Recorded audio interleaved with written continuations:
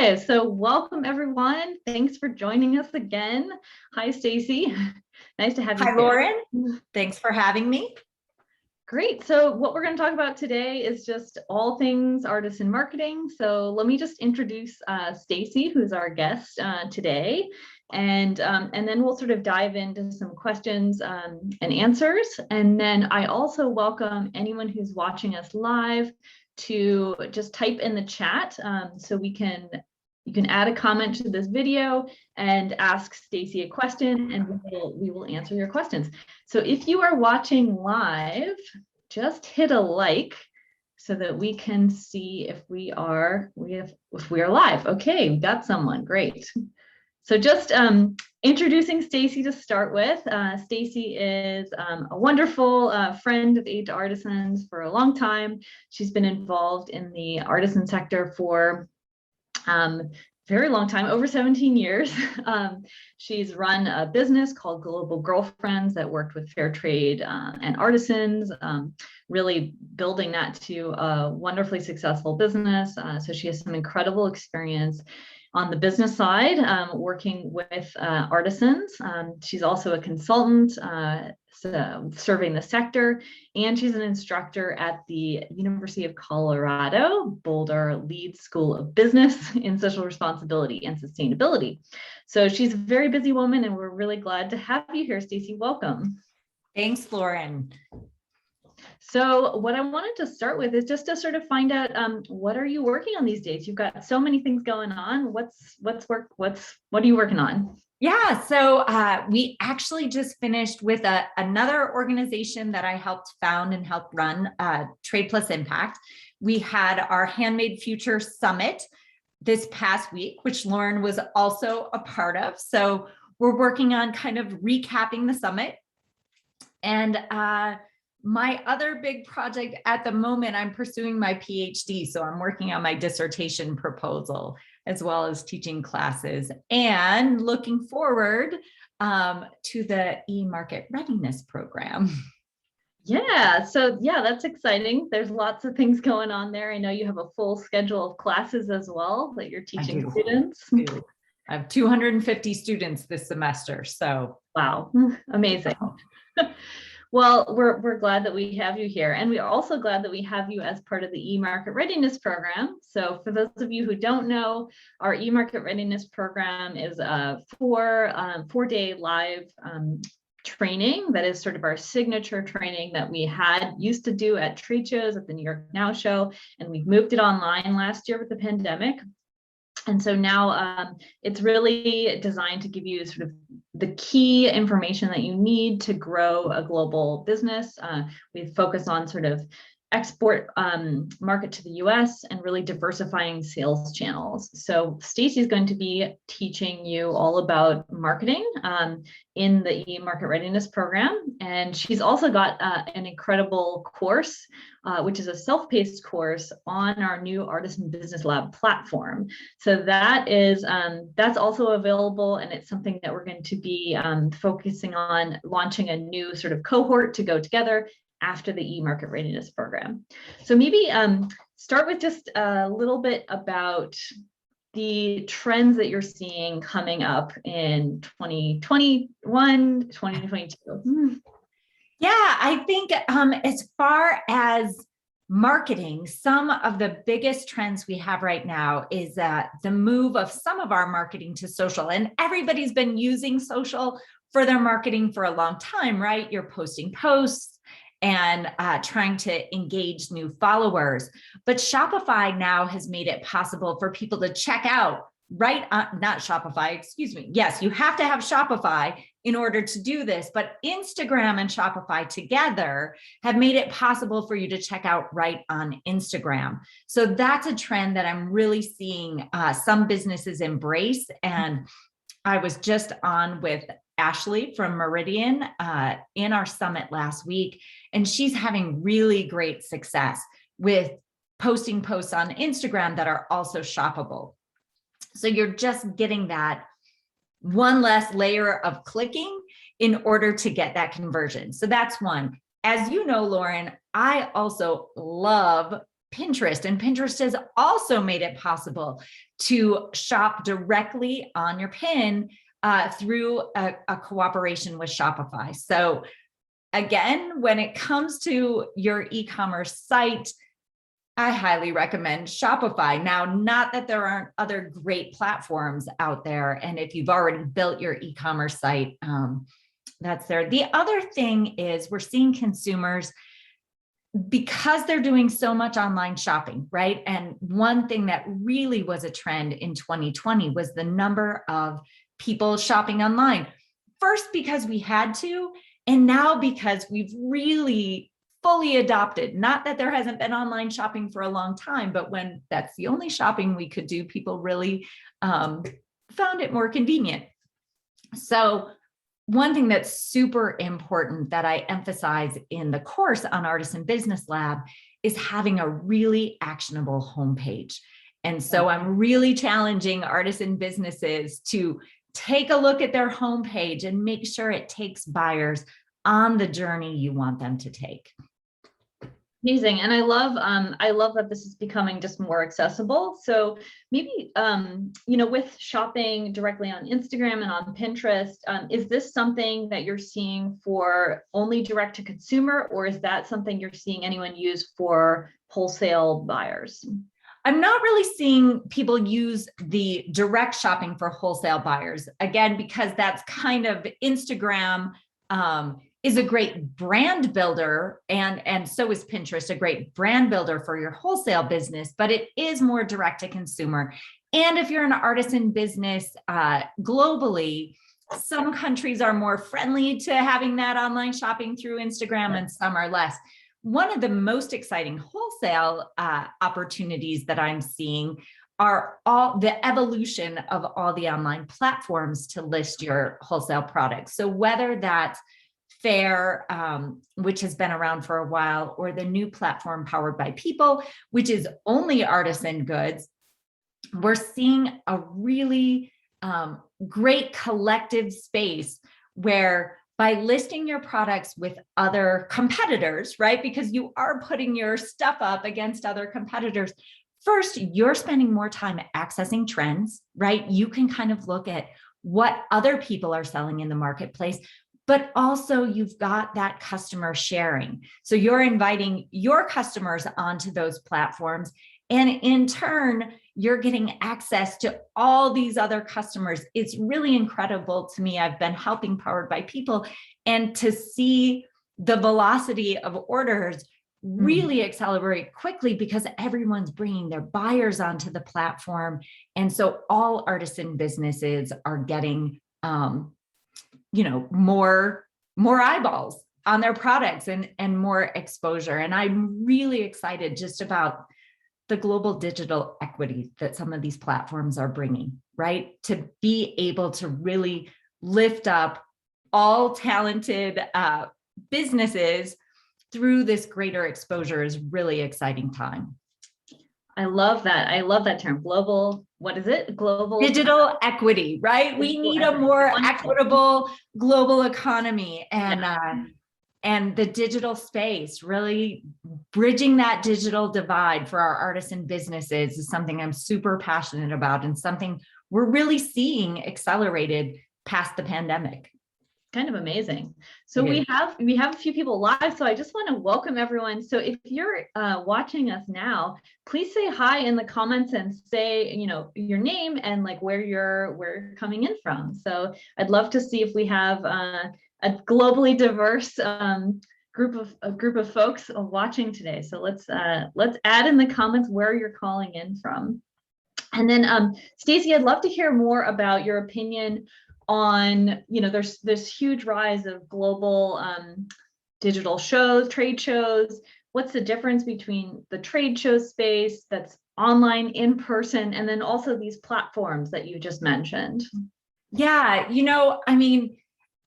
as we know, nothing beats face-to-face, in person, but there has long been an equity issue for artisan businesses globally with in-person events. They're very expensive, and to risk that capital up front can be really challenging, right? It might cost $10,000 just to have a booth, and then your travel, your meals. Now, oftentimes I've seen that kind of investment really pay off for artisan businesses. I was working with an artisan business in Cambodia once who at the New York Now show got $1 million order.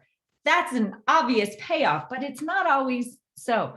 So I think that the pandemic forcing us online to trade expos like New York Now's digital platform, or like the Handmade Futures Summit from Trade Plus Impact and Williams-Sonoma, is a really exciting space where more artisan businesses can get exposure and still have some of those face-to-face interactions. Now there's Zoom face-to-face like we are now, but it's still making that personal connection where you can tell your story, show off your products, right?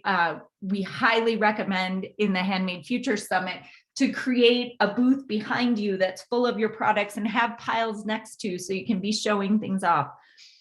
Platforms are that ongoing space where you're not having that person-to-person connection. You're not sitting there with that buyer telling your story, asking what they're seeking, trying to kind of do that personal face-to-face interaction, but you've got that all year round access to buyers, and more buyers are really going to those platforms to try and shop that wide variety. And we're seeing, at least on Powered by People, businesses who might not have done direct importing of artisan products in the past are a little bit more willing when there's some financing involved, where there's some help with that shipping and kind of learning those issues. So I think it's a really exciting time. I also want to say,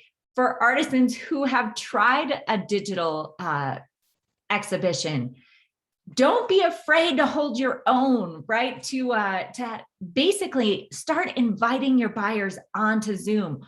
All this email we've done in the past and WhatsApp is awesome, but there's nothing holding you back from getting on Zoom with your buyers and having those conversations and doing that product development together. Boy, I wish I had even thought to do that for the 17 years that I ran Global Girlfriend.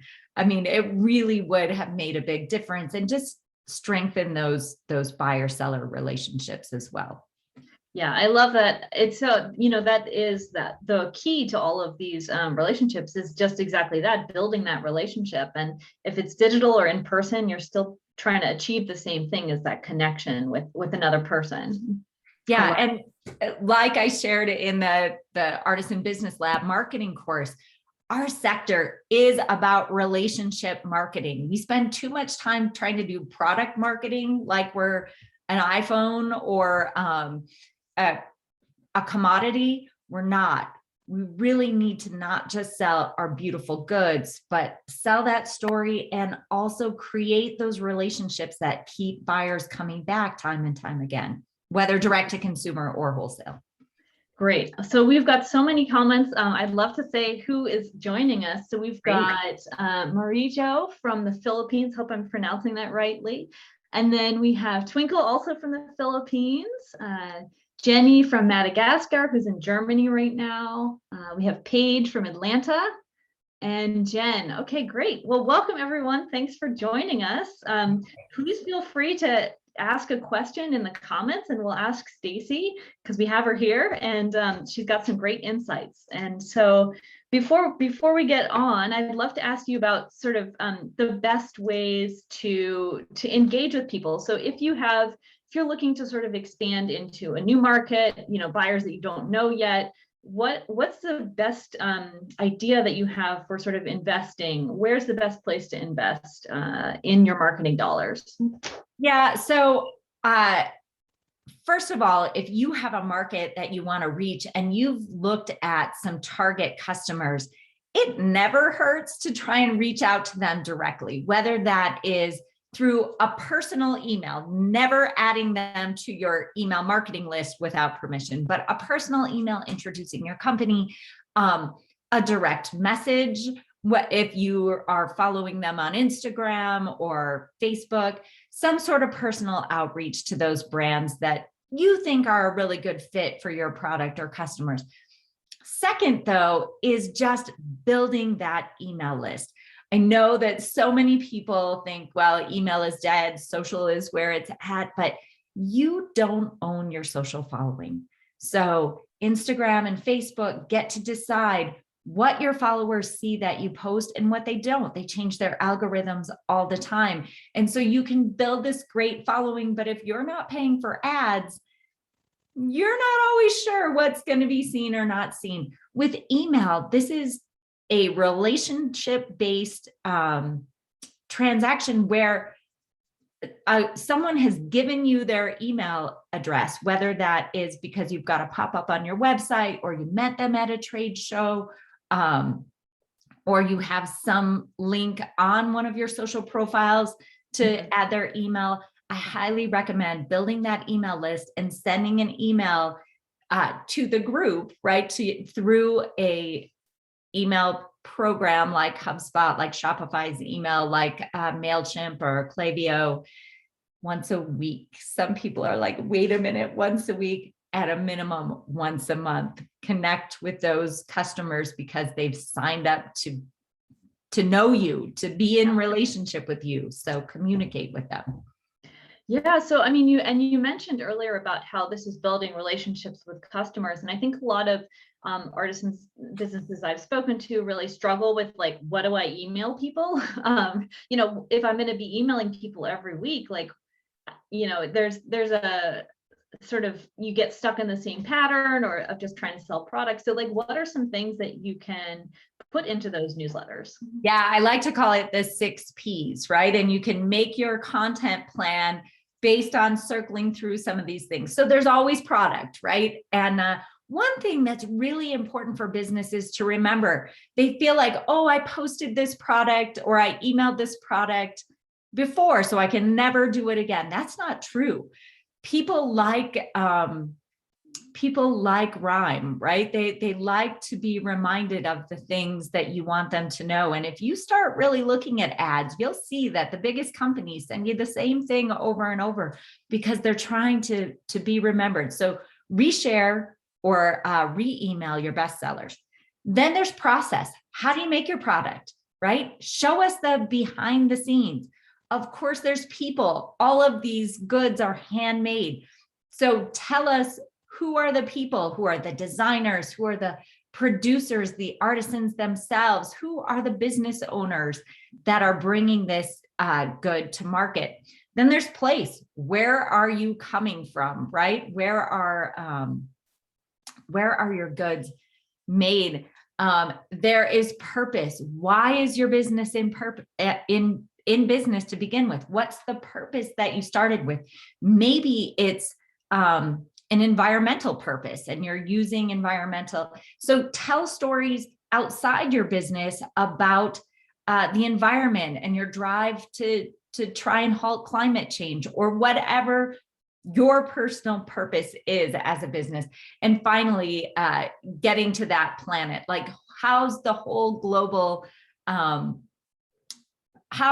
is your place in relationship with the planet something you can talk about? And so you can then bring in stories that inspire you and reshare them out with your audience. You can kind of curate what's happening around the globe.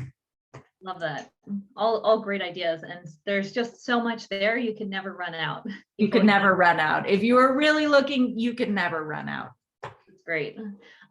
So I'd love to hear, maybe, can you tell us a little bit about what you're going to be talking about at the e-market readiness program and like the differences between that presentation and the Artisan Business Lab course? Yeah, of course. So I am really passionate about looking at what's working right now for artisan businesses. So in the e-market readiness program, we're going to look at some of those 2021 trends and give you some solid tips on how you should be executing this year, especially as we're going to be coming up on the holiday season, and especially if you do direct to consumer, but also wholesale.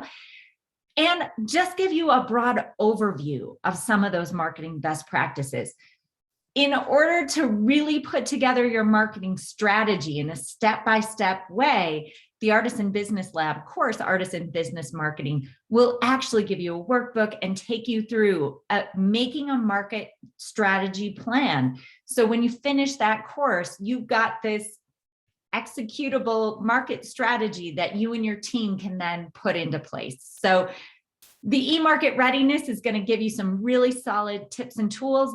But if you really want to put together your marketing strategy, I highly recommend the course. Yeah, I love that.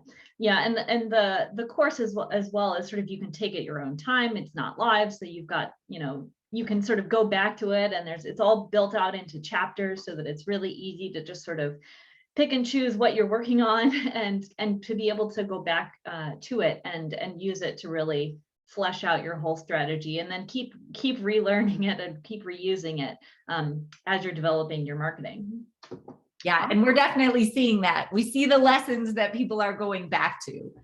Yes, we can. That's awesome. So let's see, I'm going to leave it there unless we have any questions from our audience. So I know we have people coming from all over. Now's your chance. If you want to ask a question from Stacey, you can also, join Stacey at the e-market readiness program, which is, we've put a link in the description of this video, as well as on Artisan Business Lab. So there's a course there that is open now too, if you'd like to join either of those. So any questions from our audience? Everyone's just absorbing all of these lovely things. So maybe, Stacey, last tips or any just sort of thoughts that you have, suggestions for people looking to improve their marketing? Yeah, I mean, my best tips are be clear, be accessible, and be actionable with your business. So some of the things you always want to be looking at is, am I providing the clearest description that gives my customer all the information they need about this product? Second, am I taking good photos? Because it's really, really hard. I know we drill this in probably every artisan business training or event that you might attend talks about your pictures. It's great if you can hire a photographer. If you can't, there are some really great resources. In fact, Aid to Artisans has a really great resource on taking do-it-yourself product photography. One thing that's really important too is to try and capture that product in kind of a real life setting so people can really see how would this be used, what's the real size, as well as those kind of on white or on a plain background photos, and then make that homepage actionable. What I mean by that is people are either there to connect, to learn, or to buy something from you. So make sure you make it really clear their path to do those three things. Yeah, excellent advice. And I think that's something that everyone should relook at their website and just get yourself fresh eyes and make sure that you can answer those questions. Absolutely. Well, thank you, Stacey. It's been great having you here for this conversation. And thanks to all of you joining us from all over the globe. We hope to see you at our next free Facebook event. We're going to do another live conversation next week, this time with Lori Keynes, also on Monday. So we'll be talking about all things buyer relationships and connecting with customers. So we'd love to see you all there. And we are going to upload this onto YouTube as well, so you can rewatch and share with people who are not on Facebook. So Stacey, thank you so much. It's been great. Yeah, thanks. Thanks everyone for joining us.